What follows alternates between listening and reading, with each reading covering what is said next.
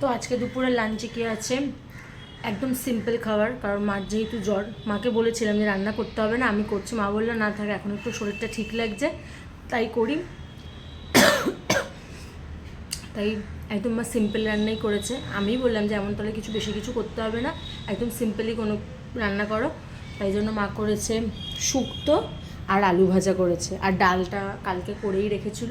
তো এই হচ্ছে আজকে আমার লাঞ্চ, ভাত, শুক্তো, ডাল, আলু ভাজা আর দুটো লঙ্কা নিয়ে বসেছি আমি।